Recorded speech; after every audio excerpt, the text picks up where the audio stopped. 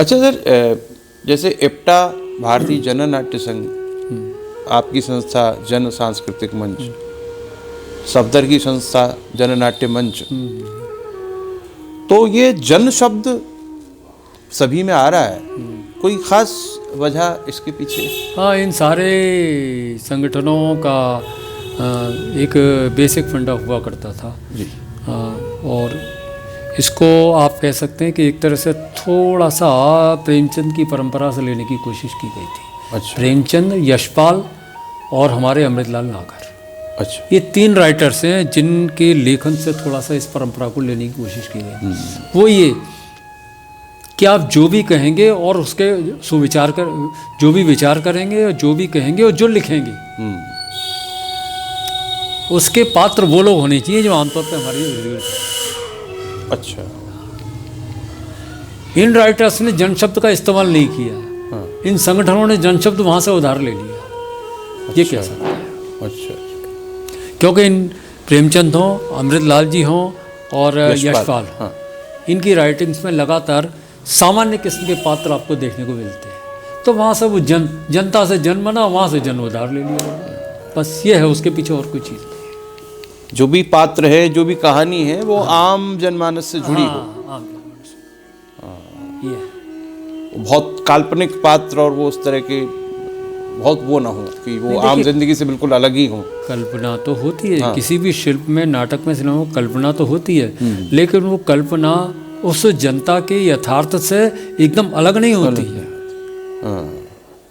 है ना? कल्पना यथार्थ से बिल्कुल टूट जाएगी तो वही सिनेमा बन जाएगी जो आप कह रहे हो। है ना कि वो तो वही बन जाएगी। और वो जो चलेगी गैंग्स ऑफ वासेपुर आप देखेंगे तो देखो बिल्कुल जमीन पे पैर रख के चलता है डायरेक्टर। बिल्कुल। है ना? ये है। कहाँ से आई है? उसी जनता के बीच में से आई है जहाँ वास्तव में वासेपुर बन रहा है। ये इसके पीछे ये एक प्रेरणा थी। जी। और कोई खास। अच्छा, कोई कम्युनिस्ट विचारधारा से जुड़ा होना कुछ ऐसा? आप ये कह सकते हैं कि ये वो जमाना था ऐसा। अच्छा। वो आप ये कह सकते हैं कोई जमाना था। 100 साल पूरी दुनिया में मतलब वामपंथी दर्शन का प्रभाव रहा है बहुत ज़्यादा। अच्छा, 100 साल। हाँ। यानी 1917 में जब रूस में क्रांति हुई। मोटे तौर पे आप मान लीजिए कि करीब 1905 से और लगभग सन 2000 के आसपास तक। अच्छा। पूरी दुनिया में बहुत ज़्यादा प्रभाव रहा है 1905 से। हाँ। ये 100 साल मैं इसलिए कह रहा हूँ। और इसमें अगर आप गौर करेंगे तो आप देखिए ज़्यादातर लोग जो भी जिनको माना जाता है कि ये बुद्धिजीवी हैं, जिनको माना जाता है कि लेखक हैं, जिनको माना जाता है कि साहित्यकार हैं, जिनको माना जाता है कि ये कवि हैं, उनका जुड़ाव कहीं ना कहीं वामपंथी दर्शन से देखा गया है। जी। है ना? ये पिछले 10-15 सालों में ये स्थिति चेंज हुई है, काफ़ी चेंज हुई है ना? और ये होना भी चाहिए। मतलब खुद वामपंथ के मानने वाले ये मानते हैं कि कोई भी चीज़ जड़ तौर पे वहाँ नहीं बनी रहनी चाहिए, वो मूव करके आगे भी बढ़नी चाहिए। जी। लेकिन करीब 100 साल ये प्रभाव रहा है। अच्छा। हाँ। तो इस नाते वैसी चीज़ थी, लेकिन ऐसा कुछ नहीं है। मतलब राजनीतिक तौर पे ऐसे बहुत सारे लोग हैं जो इस तरह के संगठनों में काम करते हैं, लेकिन राजनीतिक तौर पे वो बिल्कुल ही मध्यमार्गी संगठनों से जुड़े हुए थे। है ना? या इवन मनमथनाथ गुप्त जैसे लोग। अच्छा। समझा? जो भगत सिंह के साथी थे। हाँ, साथी थे, जो बहुत प्रभाव में थे इस दर्शन के, लेकिन उनका जो जुड़ाव था वो हिंदू महासभा से ज़्यादा था। है ना? या यशपाल थे, वो बिल्कुल निरपेक्ष हो गए थे, बाद में कहीं किसी तरह की एक्टिविटी में पार्टिसिपेट नहीं करते। है ना? या खुद चंद्रशेखर आज़ाद जो उस जमाने में भी नहीं थे, है ना, लेकिन उनके सारे जितने भी संगी साथी थे वो सब वामपंथी हुए। तो ये थोड़ा सा मैंने आपको बताया ना जी। अब अगर आप इन तीनों ही राइटर्स को देखें तो इनकी राइटिंग्स में ये प्रभाव आपको बड़ा नजर आ जाएगा। यशपाल हों चाहे नागर जी हों चाहे वो खूब है।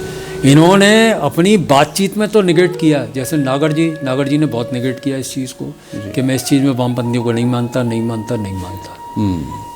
है ना?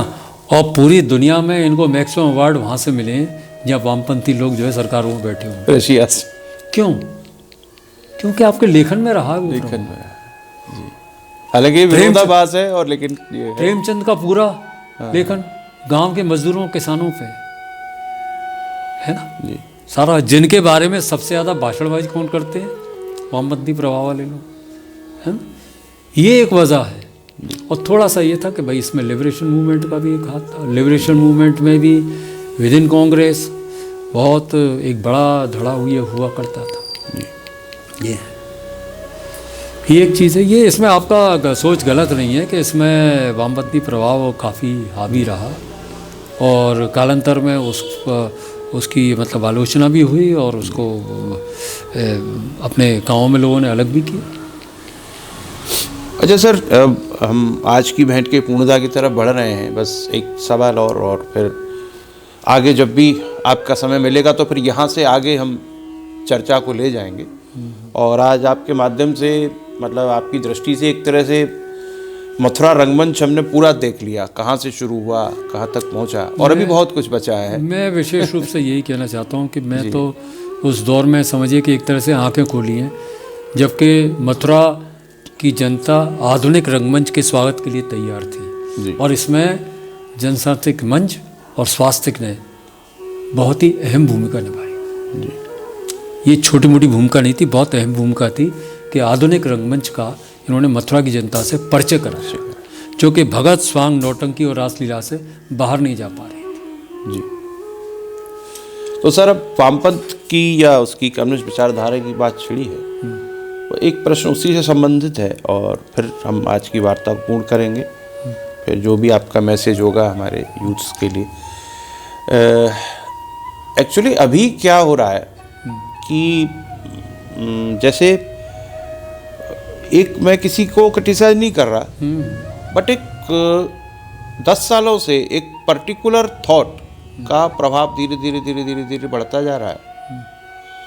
और उसमें ये हो रहा है कि जो कहते हैं ना अभिव्यक्ति की स्वतंत्रता, बात कहने की स्वतंत्रता, जैसे सौरभ चतुर्वेदी, अब वो सौरभ इंसान लिखने लगे हैं, कॉमरेड है, मेरे बहुत अच्छे दोस्त हैं और बहुत सारे मुद्दों पर मेरे उनके विचार नहीं मिलते। भाई उनकी विचारधारा अलग है, मेरी अलग है, बहुत प्रबल विरोध रहता है कई बार विचारों का, और वो वैचारिक विरोध अपनी जगह है, मित्रता अपनी जगह है, वो तो दोनों जो है अलग अलग चीज़ें हैं। तो अभी कुछ ऐसा होता जा रहा है कि अगर कुछ भी आपने रूलिंग पार्टी या गवर्नमेंट के ऑपोजिशन में किसी ने भी बोला कि भाई ये चीज़ मेरे को ठीक नहीं लगी, तो उसको तुरंत ही जो है कि भाई ये तो एक एंटी नेशन पर्सन है या कुछ ऐसा कहा जाता है।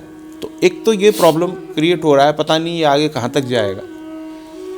और अक्सर अच्छे लोग क्या करते हैं कि पॉलिटिक्स को बोलते हैं भाई हमारा पॉलिटिक्स में इंटरेस्ट नहीं है, पॉलिटिक्स की बात हमसे मत कीजिए। पर मैं क्या बोलता हूँ कि अगर सारे अच्छे लोग यही कहेंगे कि भाई हमारा पॉलिटिक्स में इंटरेस्ट नहीं है, पॉलिटिक्स की बात छोड़ दीजिए, तो पॉलिटिक्स तो हमेशा फिर बुरे लोगों के हाथ में रहेगी। अच्छे लोग तो जाएंगे नहीं, कहेंगे तो बुरे लोगों का काम है, हमसे मत बात करिए। तो भाई अच्छे लोगों को, जेन्युइन लोगों को, बुद्धिजीवियों को, इनको भी तो पॉलिटिक्स पर कहीं कुछ चर्चा करनी चाहिए, बात करनी चाहिए, उसमें पार्टिसिपेट करना चाहिए।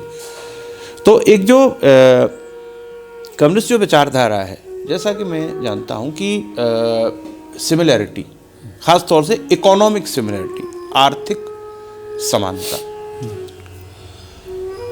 लेकिन प्रकृति जो है, प्रकृति में हर चीज़ एक दूसरे से भिन्न है। एक ही वृक्ष के अगर हम 2 पत्तों को देखेंगे तो वो 2 पत्ते भी पूरी तरह समान नहीं होंगे। अगर वैज्ञानिक से पूछें, उनमें भी कुछ न कुछ भेद।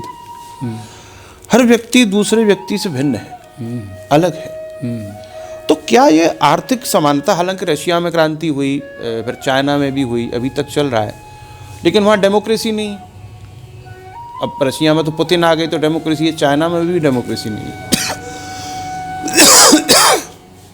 तो ये आर्थिक समानता वाला जो विचार है, आप क्या सोचते हैं, क्या ये व्यवहारिक है, व्यवहार में संभव है आर्थिक समानता? है तो कितनी? जैसा भी आपका विचार। देखिए ऐसा है कि एक चीज़ होती है कि वास्तविक स्थिति क्या है और एक चीज़ होती है कि एस्पिरेशंस क्या है। समझिए, मेरा ऐसा मानना है कि बहुत सारी चीज़ें ये जो एस्पिरेशन के लेवल पे चलती हैं। वामपंथ का ये एस्पिरेशन रहा है आर्थिक समानता, ये व्यवहार में हो पाया है कि नहीं हो पाया है, समझिए, इस पर हमेशा सवाल होंगे, हमेशा इस पर बहस होगी। देखिए आर्थिक समानता। हाँ, अब आप देखिए कि एक मॉडल था जो मतलब माओ जैसे लोग लागू करने की कोशिश कर रहे थे, आर्थिक समानता, सब पर पटा फेर के, जी, है ना, वो जिसमें बहुत सारे लोग मर्डर भी करने पड़े, वो ताकत तो चलेगा, है ना। और एक मॉडल वो आया कि उसके बाद उन्हीं के लोगों ने ये तय किया कि ना बाजार तय करेगा। अच्छा, बाजार अभी चाइना में क्या है, आप क्या समझते हैं? नाम है, नाम है, पार्टी ने इतना किया है कि भाई ठीक है, पार्टी के अलावा और कोई नहीं होगा। बाकी तो हर चीज़ में लिबर्टी, और सबसे ज़्यादा जो लिबर्टी है वो है चूज़ करने की। अच्छा, मैं तौलिया ये वाला यूज़ करूँ कि ये वाला यूज़ करूँ, इसको यूज़ किया फलानी कंपनी कर लूँ, अच्छा, बिजनेस कैसे करूँ, बिजनेस करूँ या न करूँ, नौकरी करूँ या बिजनेस करूँ, है नंबर। तो मेरा मतलब जो मार्केट के फोर्सेज हैं उन्हीं को ही तो चाइना यूज़ कर रहा है। अब आप इस पर सवाल खड़े हो भाई कैसा कम्युनिस्ट कंट्री है। तो एक बात, दूसरी बात कि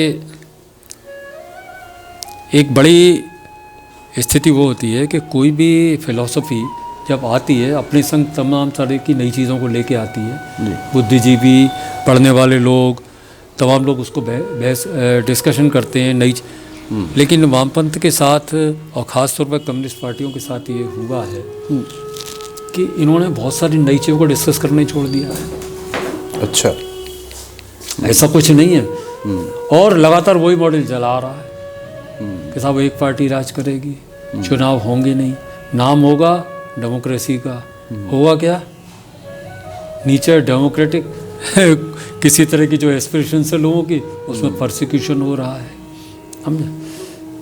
तो ये कोई ऐसी थोड़ी भरभर आके गिर पड़ा रशिया के अंदर, समझे।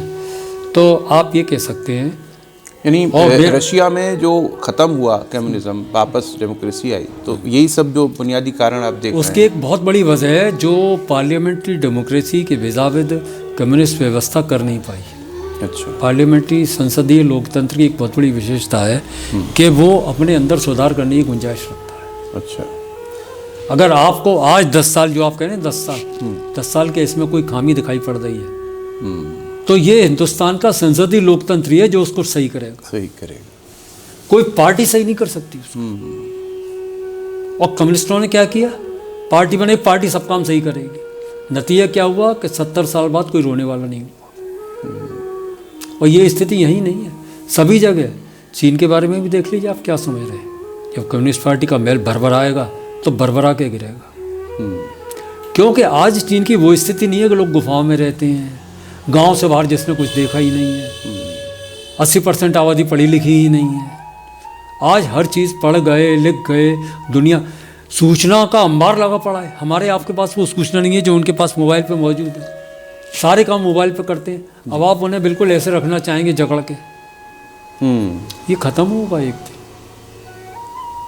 तो जनतंत्र, मेरे कहने का मतलब यह है कि द्वितीय विश्व युद्ध और प्रथम विश्व युद्ध के बीच में कम्युनिस्टों ने अपने हिसाब से जनतंत्र का एक मॉडल लोगों को सुझाया जो लोगों को पसंद आ गया। ठीक है, इस मॉडल में करेक्शन की गुंजाइश थी। जो बात की अपने अनुभवों के आधार पर एक नया सिस्टम इवॉल्व करना था, वो नहीं हुआ। ये यहाँ भी होगा हमें। जनता से देखिए, यहीं पर जन शब्द का बहुत महत्व है। जो जनता से सीखेगा नहीं, वो जनता के लिए कुछ बढ़िया नहीं कर सकता। और देर सवेर जनता फिर उसको, और देर सवेर जनता सिखाती जरूर, सिखाएगी वो। इसी मायने में मेरा हो, इफ्टा का हो, किसी जो भी संगठन है, उसमें जन शब्द का महत्व है। इसलिए नहीं कि एक नाम के लिए टांग दिया जन, और आपने कहा जन का तो मतलब वो कम्युनिस्ट, ना काहे का कम्युनिस्ट। देखो कम्युनिस्ट पार्टियों के हाल हुआ पड़ा है हिंदुस्तान में, समझ रहे हो। कम्युनिस्ट पार्टियों का ही नहीं, तमाम सारी मध्यमार्ग की पार्टियां जो जनता से सीख नहीं पा रही, वो कहाँ जा रही हैं।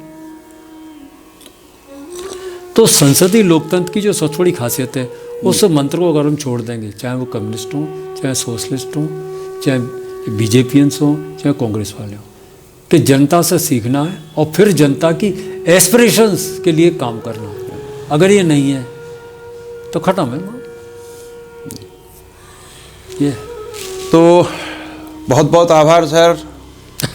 और वैसे तो आपसे 20-25 साल से मिलना जुलना होता ही रहता है, कैमरे पर आज पहली बार मिले। और वही बात है कि मुझे बहुत कुछ पता ही नहीं था आपके बारे में 20 साल से 25, जैसे संतीपन भाई को मैंने बोला कि 20 साल उनके साथ तो खैर जहाँ तो बैकड्रॉप में ही रहता बहुत चीज़ें नहीं पता थी।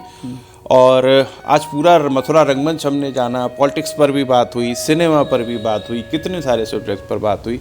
आगे जब भी समय मिलेगा आपका हम फिर यहाँ से आगे चर्चा चलाएंगे, सिनेमा पर भी, थिएटर पर भी, मथुरा रंगमंच पर भी, और बहुत मुझे लग रहा है कि बड़ी विस्तृत बात आपके साथ डिस्कशन होगा, पॉलिटिक्स पर भी, हर चीज़ पर। तो आज की भेंट को हम यहाँ पूर्ण कर रहे हैं। कुछ और अगर चैनल के माध्यम से आप हमारे दर्शकों से कहना चाहें अपनी मर्जी से। नहीं, मैं ज़्यादा कुछ नहीं, लेकिन मैं वही बात कहना चाहूँगा।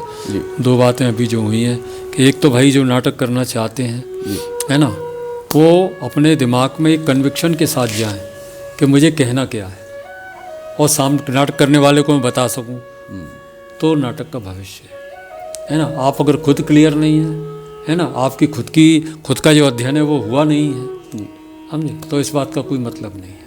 नाटक एक बार की फार्मूला सिनेमा में चल जाता है, नाटक में चलता नहीं है। आपकी स्टडी बहुत स्ट्रांग होनी चाहिए, ठीक है। तो मैं समझता हूँ कि मथुरा में नाटक करने वाले आइंदा इस दिशा में काम करेंगे, और मथुरा में मतलब जनसांस्कृतिक मंच ने और स्वास्थ्य ने आधुनिक रंगमंच की जो लौ जलाई और बहुत टाइम तक उसको बड़े शिद्दत से कंटिन्यू रखा, ये बनी रहेगी, ऐसी मुझे।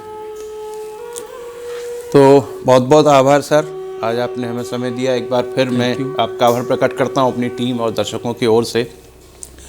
तो साथियों, आज हमने मुलाकात की वरिष्ठ रंगकर्मी, विचारक एवं शोधकर्ता श्री सुनील आचार्य जी से, और आगे भी हम जब भी समय मिलेगा सर से भेंट करेंगे और बहुत सारा हम डिस्कशन करेंगे, पॉलिटिक्स पर भी, सिनेमा पर भी, थिएटर पर भी। मथुरा थिएटर की एक जर्नी आज हमने सर के पॉइंट ऑफ व्यू से की, और आगे और जर्नी करेंगे मथुरा थिएटर को, और देखेंगे आपके पॉइंट ऑफ व्यू से, क्योंकि पूरे मथुरा का रंगमंच सर ने देखा हुआ है। तो फिर मिलेंगे। राधे राधे, जय श्री कृष्ण। जय श्री कृष्ण।